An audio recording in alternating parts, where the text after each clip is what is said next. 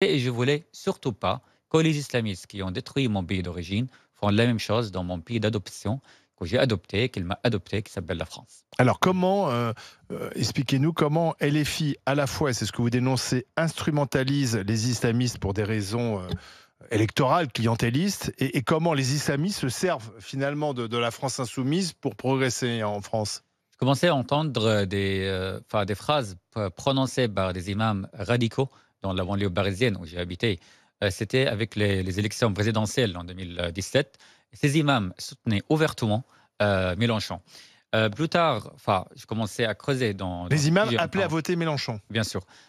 Ces imams, mais très radicaux, et ils me parlaient à l'époque en tant que le petit migrant syrien, des arabes, etc. Moi, je refuse toujours cette discrimination. On est des citoyens, et je pense que c'est ça, en fait, légal. C'est pour ça que je dis que j'appartiens à la gauche.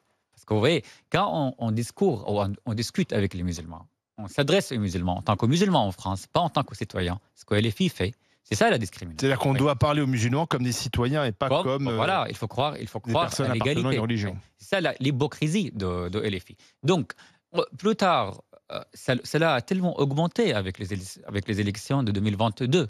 Quand j'ai vu un imam interdit d'entrer en France, comme Annie Ramadan, qui a soutenu Mélenchon, ça c'est qu'un petit exemple. Là. Quand j'ai vu, par exemple, Thomas Soleiman, qui a soutenu Mélenchon l'année dernière pour les élections législatives, où tous les députés de LFI et Thomas Soleiman, il avait des apologies de terrorisme et sexistes d'ailleurs en France. Et on a vraiment des nombreux islamistes radicaux. Mais est-ce qu'il a vraiment le moment qui a déclenché l'idée de l'écriture de ce livre, Les complices du mal? C'était suite à l'attentat de 7 octobre et surtout la déclaration honteuse de Jean-Luc Mélenchon le jour même de l'attentat quand il a dit que le massacre du Hamas signifie d'une réaction contre la violence. Le lendemain, LFI a confirmé cette parole par un communiqué de presse. Et depuis, à partir de ce moment, je commence à aller dans leurs manifestations tout en me déguisant. Moi, je trouve que c'est Vous triste avez quand même. infiltré les Oui, manifestations, oui, à quel pro-palestiniennes point, organisées par la France à insoumise. quel point En c'est triste quand Et même. qu'est-ce que vous avez vu, entendu? Parce qu'en Syrie, en fait, on était aussi déguisés pour aller dans les manifs, pour ne pas être frappés par les polices Et là, ou vous êtes captés déguisé pour par pas les... être reconnu, pour Oui, pouvoir place de la République en 2024, 2025, on est aussi déguisés en tant que... Je trouve que c'est triste quand même. et vous avez Alors, ce que j'ai entendu quoi? constaté, ce que j'ai constaté, d'abord, les slogans islamistes, antisémites, sans aucune réserve. Les slogans qui soutenaient Hezbollah, organisation considérée comme terroriste en Europe, qui appelle Hassan Nasrallah à l'époque. D'ailleurs, c'était le slogan, le moment le plus courant là-dedans, c'était les manifestations de 27 septembre, place de la République. Le jour même où Hassan Nasrallah a été tué d'ailleurs par Tsahal. Mais le plus grave, loin des slogans. Les slogans, c'est très grave quand je vois, par exemple, un député de la France insoumise, il est côte à côte avec un type qui est en train de saluer ouvertement le Hamas, comme Rami Chass, dans la même manifestation, ou comme Oui, mais Elias Zemzali. le fait de côtoyer des individus effectivement, islamistes, que vous qualifiez d'islamistes dans une manifestation, est-ce que ça fait pour autant, une complicité, en fait? Écoutez, quand Rima Hassan est allé à Gaza le mois de juin dernier, il y avait sur le même bateau, pardon, un journaliste d'Al Jazeera qui s'appelle Omar Fayyad. Et lui, il a des propos antisémites sans aucune réserve, et sur les réseaux sociaux et dans la parole sur la chaîne Al Jazeera qui soutient le Hamas. Quand le garde-corps de Rima Hassan est aussi un militant dans une association qui s'appelle Urgence Palestine, et Urgence Palestine, dont le fondateur s'appelle Omar Assoumi, qui salue régulièrement l'attentat de 7 octobre fondé par le Hamas, et aussi il a des propos antisémites bien Oui, ça fait documentés beaucoup, et hein. bien Si d'épreuves, on énormément d'épreuves. accumule. Et je tiens à préciser que ça fait des années qu'on a des soupçons sur LFI. Hein. Le sujet, c'est pas nouveau. Le sujet, qu'il y a, disons, des soutiens de la part des islamistes pour LFI ou l'inverse, etc., ce n'est pas nouveau. Mais ce que j'ai essayé enfin, de raconter comme nouveauté, comme des éléments factuels exclusifs dans ce livre, sont les projets. Mais ça, c'est très grave. Ça, c'est de jamais vu. Des députés français font des projets avec des islamistes, avec des terroristes même. Thomas Porte, j'ai vu ses photos il y a juste 2 semaines, où j'ai écrit un article d'ailleurs dans Le Point. Il est allé avec Salah Amouri. Salah Amouri, c'est lui qui a essayé de tuer le rabbin d'Israël. Et ils ont visité tous les deux le chef de FPLP. FPLP, c'est Front populaire de libération de la Palestine, considérés comme terroristes en France et dans l'ensemble de l'Europe. Ça, c'est qu'un petit Donc exemple. là, il n'y a pas de doute. Aucun doute, mais quand même. D'ailleurs, Salah Hamouri, quand il est arrivé en France, après avoir essayé de tuer le rabbin d'Israël, vous savez de la part de qui était accueilli? C'est par Mathilde Mathilde Panot et d'autres députés de LFI. Et plus tard, ils l'ont même invité à s'exprimer à l'Assemblée nationale. Je termine là-dessus. La semaine dernière, j'ai été auditionné à l'Assemblée nationale dans le cadre d'une commission d'enquête sur les liens entre LFI et les islamistes.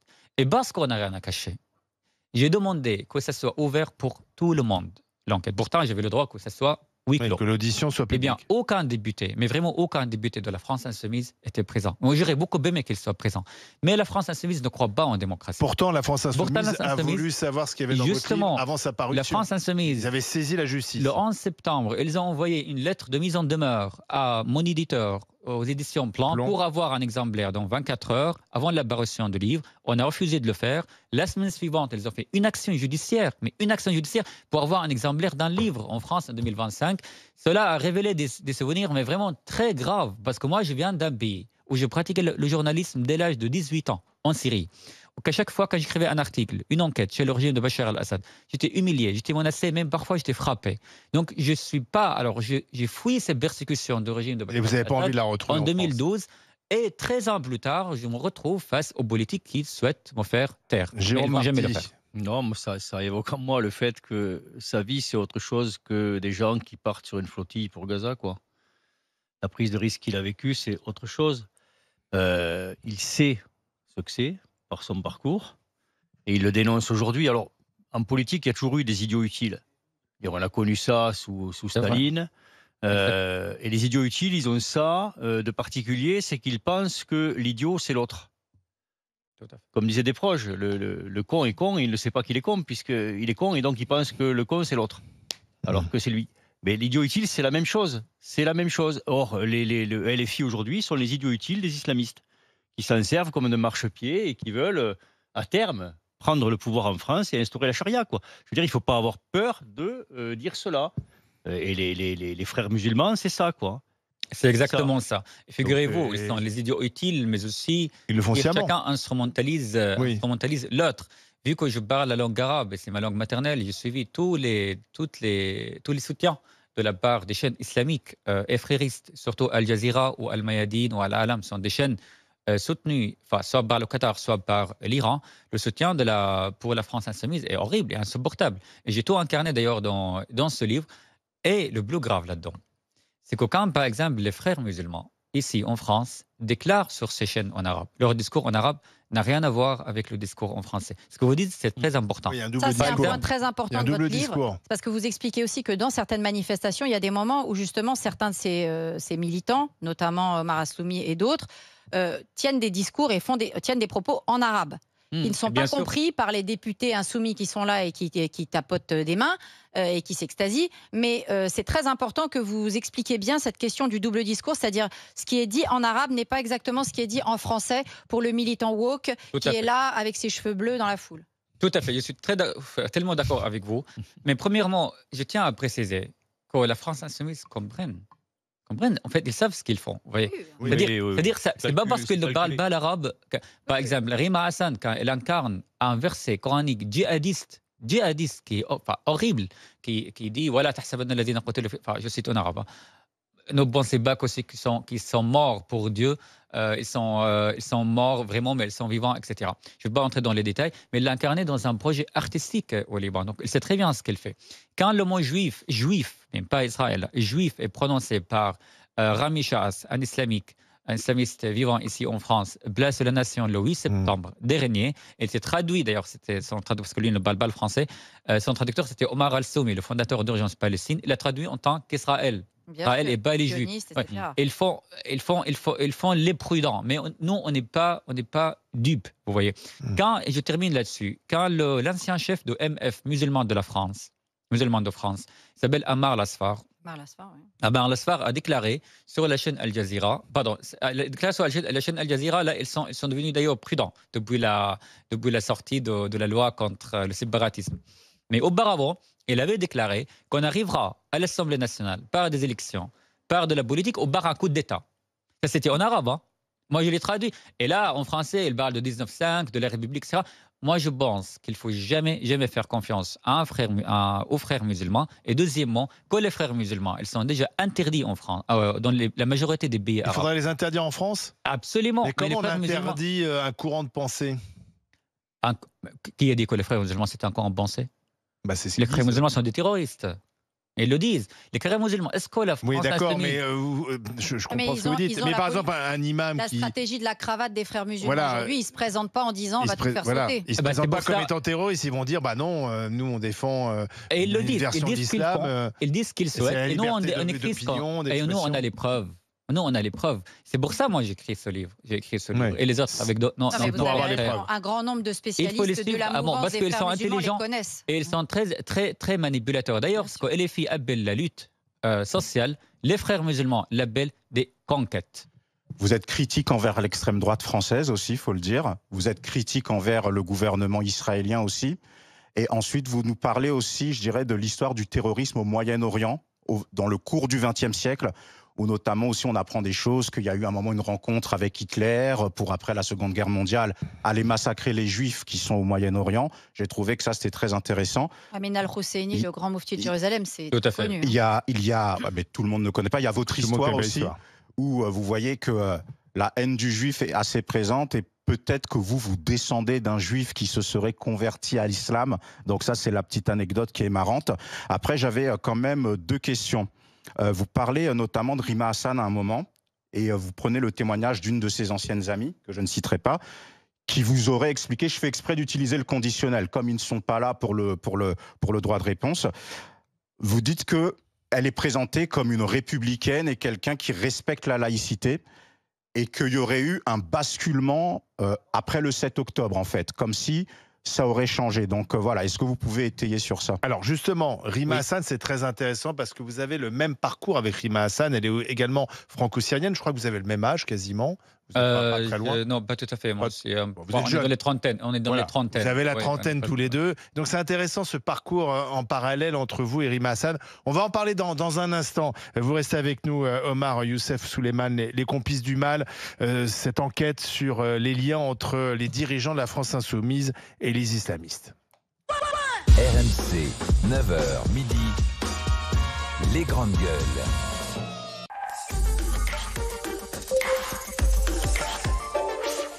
Je peux pas sortir, je suis puni.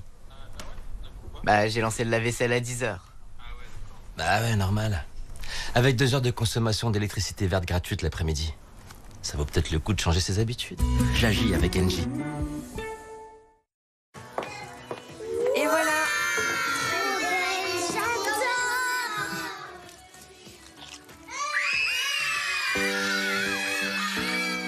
Bon, pour le gâteau, c'est raté. Mais heureusement, chez Atoll, si vous vous trompez, vous avez jusqu'à 90 jours pour changer d'avis. Dispositif médical.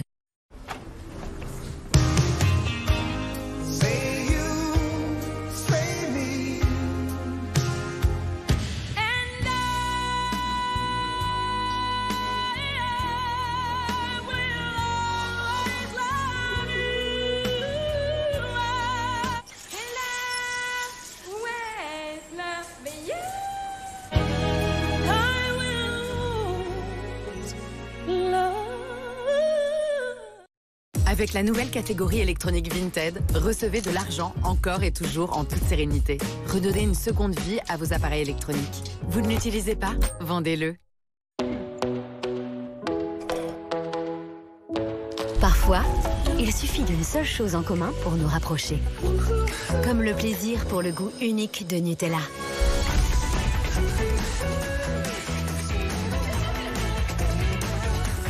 Nutella, des matins qui nous rapprochent.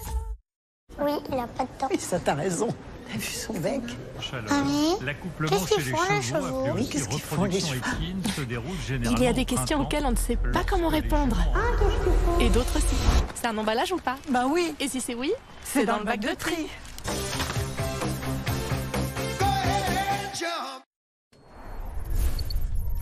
Avec Vérissure, la protection de la famille Le Sage est passée de ça à ça.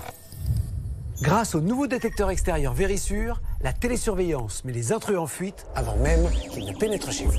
Télésurveillance Vérissure. Vous êtes enregistré. Et les forces de l'ordre alertées. Avec Vérissure Défense Active, le leader de la télésurveillance vous protège dès l'extérieur. En ce moment, bénéficiez d'au moins 50% sur les packs. Rendez-vous sur vérissure.fr ou appelez gratuitement le 3110.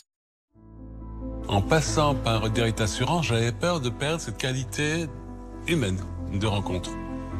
Et la voix de Pascal remplaçait toutes les qualités humaines. On est des êtres humains accessibles, même si on ne nous voit pas, la voix devient familière. On sent que nous sommes une personne importante. J'ai presque l'impression de faire partie de l'entourage du client. Direct Assurance, c'est la voix de Pascal. Dis papa, c'est quoi la nouvelle agriculture? C'est notre marque, la marque des agriculteurs. Mon père, il est tellement fort qu'il travaille très très dur pour mieux vous nourrir tous les jours. Papa, papa, papa, y a pas plus fort que toi. Bravo, c'est très bon, je suis si fière de toi. Tous les jours dans nos fermes, nous travaillons pour améliorer la qualité de votre alimentation. La nouvelle agriculture, la marque des agriculteurs.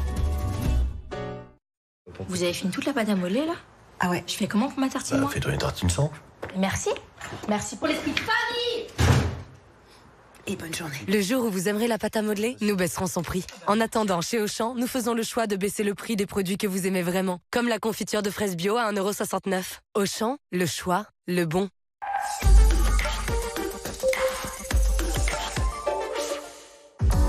Demain. Bonjour, c'est Karine Ferry et c'est avec une immense joie que je me lance dans cette nouvelle aventure RMC Life. Une aventure proche de mes valeurs les plus chères, la cause animale et tout ce qu'elle engage. Empathie, respect et responsabilité. Quand des animaux hors du commun donnent la vie. L'image qu'il a montrée avant, c'était vraiment la trompe du bébé. C'est tout un zoo qui se mobilise. Inédit. Naissance extraordinaire au zoo. Présenté par Karine Ferry. Demain à 21h10 sur RMC Live, Canal 25 et RMC BFM Play. Du lundi au vendredi, faites connaissance avec les scientifiques les plus cool. Voici Sheldon Cooper. Mon plan de carrière a subi un léger détour. Physicien, théoricien et limite compulsif. Je ne suis pas fêlé. Lui, c'est Leonard Hofstadter. J'ai toujours été la déception de mes parents. Le meilleur ami de Sheldon, ou plutôt son colocataire. Et voici la voisine d'en face, Penny. Oh, bonjour. Elle ne comprend rien en science, mais Léonard lui pardonne volontiers.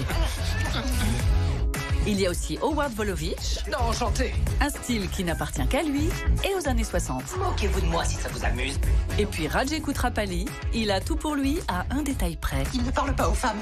À eux 5, ils vont révolutionner la science. Et surtout, vos avant-soirées sur RMC Story. The Big Bang Theory, du lundi au vendredi dès 17h30 sur RMC Story et RMC BFM Play. 100 jours avec les secours de Nice, épisode 1, jeudi à 21h10 sur RMC Story et RMC BFM Play. RMC. Alain Marchal, Olivier Truchot. Les grandes gueules.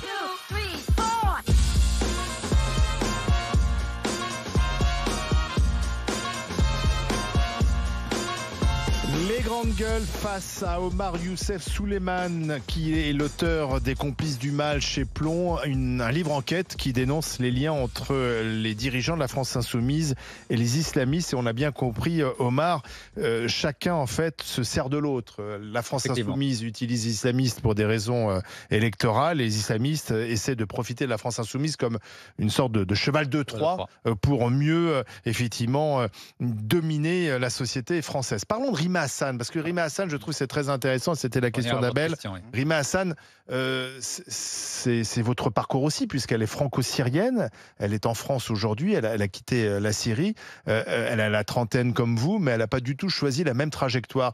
Pourquoi justement ce parcours de Rima Hassan, selon vous? Premièrement, Rima Hassan n'a jamais condamné le régime de Bachar el-Assad, qui a assassiné plus que 500 000 personnes en Syrie, y compris des Palestiniens. Rima Hassan vient d'un quartier qui s'appelle Nirab. Ce n'est pas un vrai camp, mais on l'appelle le camp, qui est à côté d'Alep. La plupart des habitants dans ce quartier sont des Palestiniens. Eh bien, le régime de Bachar el-Assad a arrêté pendant cette guerre 98 personnes de ce camp. On ne sait pas où ils sont là, ils étaient assassinés. Le régime de Bachar el-Assad et son père, Hafez Assad, a tué des centaines de milliers de Palestiniens. et syriens. Enfin, pourquoi elle le dénonce pas? Syrie, parce que c'est ça l'hypocrisie de Rima Hassan. Ça veut dire pour elle, la cause palestinienne se limite à Tsahal, se limite à Israël. Ça veut dire Rima Hassan ne lutte pas pour les Palestiniens, mais il lutte contre Israël, contre l'ensemble d'Israël. Peu importe qui assassine les Palestiniens, elle s'en fiche complètement. D'ailleurs, elle répète sans cesse que la cause palestinienne, c'est une cause européenne. Et ça, c'est un discours très manipulateur parce qu'elle souhaite culpabiliser jour et nuit la France comme quoi elle est responsable de ce qui se passe en Palestine afin d'augmenter cette culpabilisation chez nos jeunes qui ont déjà une mémoire dit colonialiste. Vous voyez, une sorte très malin et très dangereux. Deuxièmement, Rima Hassan n'a jamais reconnu la France qu'elle a construite, la France qu'elle a tout offert, la France qu'elle l'a fait. Au contraire, elle crache sur la France jour et nuit. Et c'est ça la différence entre Rima Hassan et moi. Moi, je suis un citoyen français, je suis fier de l'être. Et quand je dis que ce citoyen français, aujourd'hui, malheureusement, dans le contexte actuel, on est considéré comme nationaliste ou extrême droite. Non, moi, j'appartiens à la France de Voltaire, de Jean Jaurès, de Paul Éluard. Et Rima Hassan, elle appartient à qui? Elle appartient à Hamas. Vous savez pourquoi Rima Hassan appartient à Hamas? Parce que, premièrement, Rima Hassan n'a rien à voir d'une exilée. Rima Hassan est arrivée ici comme un enfant avec sa mère, elle était intégrée, etc. D'ailleurs, elle parle mal l'arabe. Hein. Deuxièmement, ça c'est pas une condamnation, elle fait tout ce qu'elle veut. Deuxièmement, Rima Hassan, quand elle dit que le Hamas, le massacre horrible de Hamas le 7 octobre, elle ne condamne pas dans ses interventions, etc. Elle dit qu'elle le légitime. Elle est très ambiguë. Moi, je trouve que c'est horrible. Mais c'est belle ambiguïté. Il faut qu'elle soit condamnée parce que ça s'appelle l'apologie du terrorisme. Cette obsession... Attendez, juste un point, Omar Youssef Souleiman. Alors, comment on peut comprendre encore plus le tweet qu'elle a fait hier? Puisque non seulement, évidemment, elle méprise le massacre du 7 octobre, mais depuis que le Hamas est seul, puisque l'armée israélienne, dans le cadre du cessez-le-feu, n'est plus là pour s'interposer, le Hamas est en train de commettre des actes de barbarie sur des opposants à Gaza. Comme pour le 7 octobre d'ailleurs, il se filme et il s'en vante sur les réseaux sociaux. Et hier, Madame Rima Hassan s'est félicitée puisqu'elle a écrit one by one, c'est-à-dire un par un, c'est-à-dire qu'un par un, les gens du Hamas iront se débarrasser de tous ces Gazaouis qui seraient soupçonnés d'avoir collaboré avec Israël. Est-ce que là, on n'est pas dans la preuve que tous ceux qui ont hurlé Free Palestine disaient en réalité Free Hamas? Alors, écoutez, il faut aussi distinguer deux choses. Je comprends parfaitement bien que certains manifestants venant ici, pour manifester avec de la bonne foi, ne comprennent pas vraiment le contexte. Moi, quand j'étais infiltré dans ces manifestations, par exemple, le 8 septembre 2024, où j'étais face à Elias Demzalen qui a prononcé le mot intifada, puis je l'ai dénoncé, puis il y avait un procès où j'étais agressé d'ailleurs au tribunal. J'étais entouré par des jeunes venant, franchement, ils sont, désolé pour le mot, mais ils sont ignorants. Voyez. Ils ne savent pas de quoi ils ne savent pas ce que c'est intifada, ils ne savent rien. Il faut distinguer ces gens aux organisateurs de ces manifestations, soit de la France insoumise, soit par Urgence Palestine, ou Perspective musulmane. Je vous donne un exemple très simple. Perspective musulmane, où il y a une militante qui s'appelle Maria de Cartena. Maria de Cartena a déjà déclaré que la guerre contre le terrorisme est en vérité une guerre contre l'islam ou les musulmans. Et Maria de Cartena, c'est une militante chez les filles. Elle se manifeste avec eux. Donc, on a des éléments factuels qui condamnent ces gens. Et effectivement, je suis d'accord avec vous. Quand ces gens, les organisateurs, crient Free Palestine, ils crient Vive le Hamas. Une dernière question, Omar Youssef Souleiman. Depuis que ce livre est sorti, puisqu'on l'a rappelé tout à l'heure, la France insoumise avait tenté de faire pression avant la parution et finalement ils ont été déboutés. Est-ce que vous avez reçu des menaces, de plaintes, ou est-ce qu'il y a des plaintes qui ont été déposées? Tous les jours. Tous les jours, c'est mon portable. Tous les jours. Des insultes, des menaces, des persécutions, des agressions, des militants de LFI ou des islamistes. Et sur les réseaux sociaux. Donc la meute se déchaîne contre vous à fond, mais ça va jamais m'arrêter parce que je n'abandonne jamais ce combat. C'est le combat de ma vie. Votre livre? J'abandonne jamais ce combat jusqu'au dernier souffle de ma vie. Et ça, ce qui est très important. Figurez-vous, ils ont fait une action judiciaire. Ils ont tout fait pour obtenir un exemplaire. Le livre, ça fait plus que 2 semaines qu'il est sorti. Zéro plainte de leur part. Manuel Bompard l'a justifié, cette action. Manuel Bompard l'a justifié pour se préparer pour une action judiciaire de diffamation. C'est pour ça qu'il voulait avoir un exemplaire. Pourtant, il n'avait pas lu le livre. Mais comment il savait qu'il y avait des diffamations? Et ils ont toujours pas porté plainte. On est dans un pays de droit. Et ils ont le droit de porter plainte, mais ils ne l'ont pas fait parce qu'il y a zéro diffamation.